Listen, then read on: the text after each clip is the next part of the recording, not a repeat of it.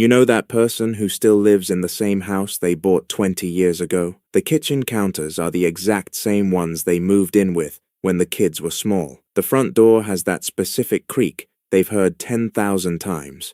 They know exactly which floorboard to step over to avoid making a sound in the dead of night. They know the exact angle the afternoon sun hits the living room wall every October. Meanwhile, the neighborhood changed completely around them. Neighbors came and went.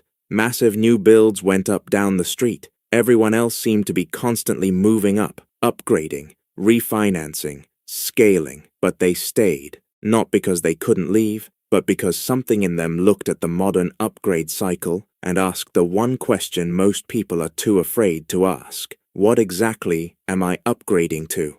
And nobody around them had a satisfying answer. So they stayed.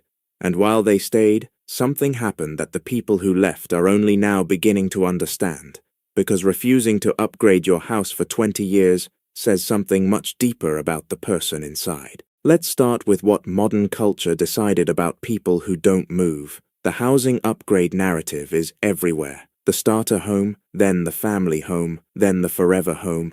Each step bigger, each step more expensive, each step signaling your arrival at the next level of success. Real estate media calls it moving up the ladder. The implication is clear. If you're not climbing, you're standing still. And standing still means falling behind. Your neighbors refinance to add the open concept extension. The acquaintances down the street sold and bought something twice the size in a more prestigious postcode. And you stayed. Same rooms, same garden, same driveway. From the outside, to a consumer-driven society, it looks like inertia. It looks like a lack of ambition. But from the inside, a completely different strategy was at play. Here's the brutal financial reality nobody talks about during the upgrade conversation. Every single house move comes with friction costs that the selling price never fully captures. Agent fees, legal fees, stamp duty or transfer taxes, moving logistics, new furniture for larger rooms, renovation to fix the new place, and a massive reset mortgage. Economists studying housing transaction costs found that the average house move in developed countries costs between 8 and 10% of the property's total value in combined fees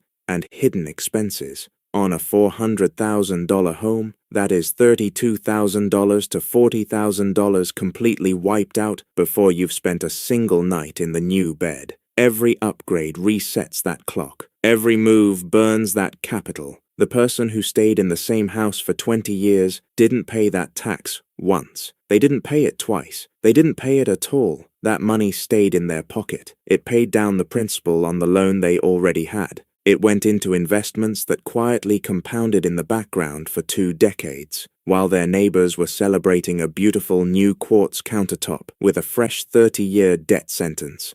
The person who stayed was quietly becoming entirely debt-free. But the financial case is only the beginning, because what you build by staying inside the same walls for 20 years goes far beyond a bank account. Dr. Mindy Fullilove, a psychiatrist who spent decades studying human environments, documented a profound phenomenon she called root shock.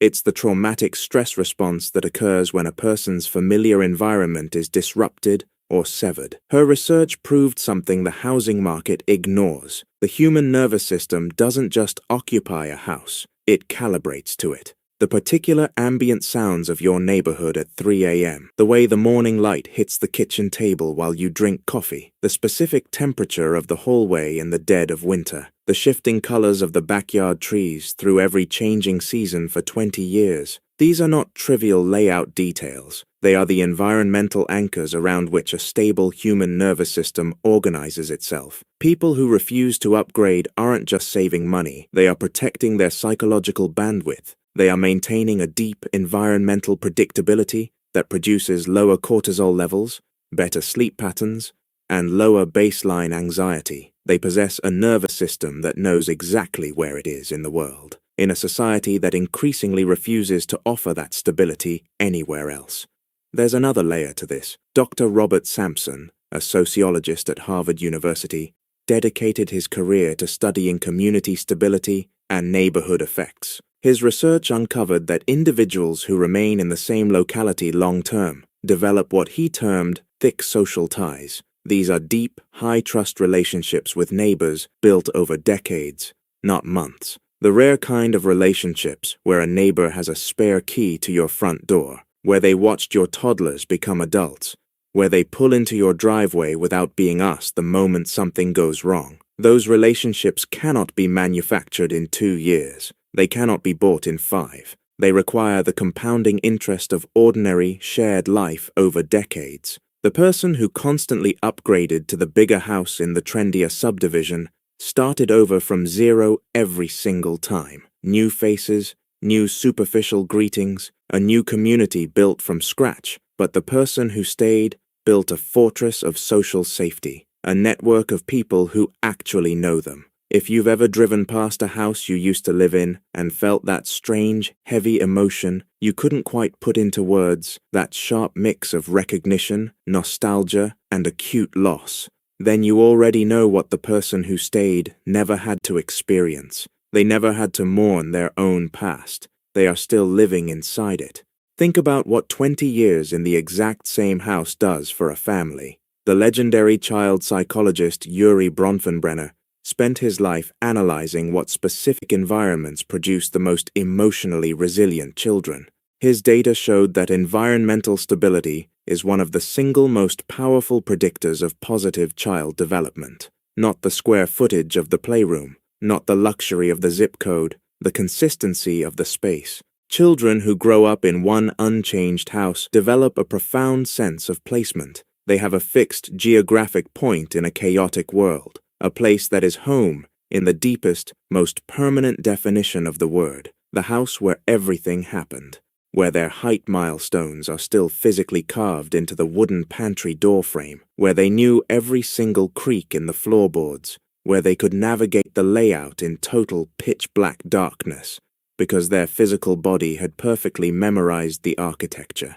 That house shapes a child's psychology at a baseline level that a shifting series of upscale houses never could.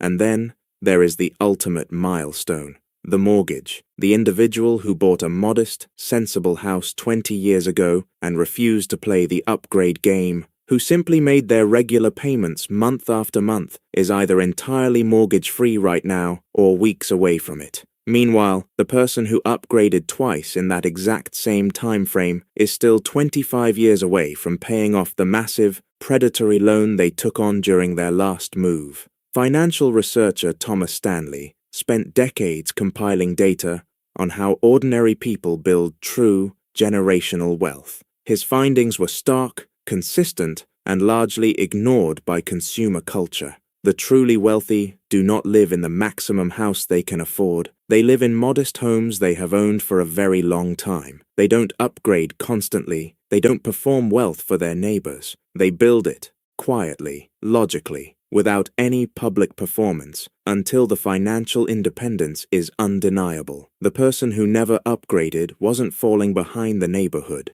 They were building actual sovereignty, while everyone else was financing an appearance.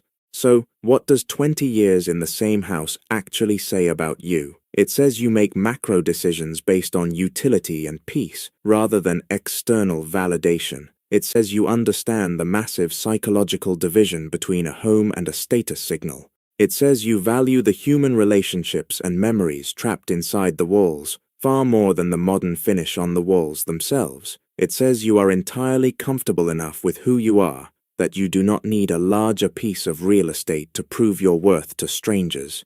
It says you mastered a rule of economics most people figure out far too late. The upgrade always costs more than the price tag, and the staying always returns more than the square footage.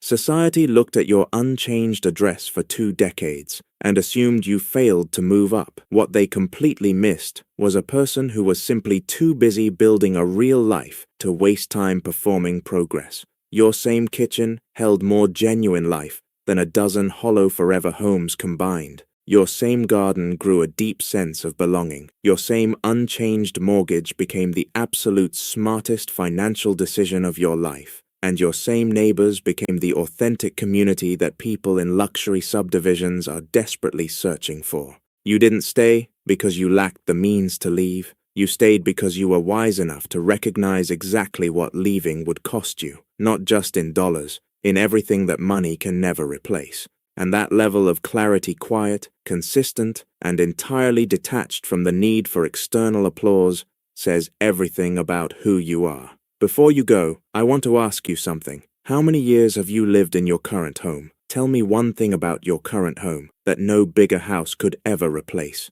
One specific detail, the creak in the floorboard, the view from a specific window, the thing you'd miss the moment it was gone. Tell me in the comments. I read every single one.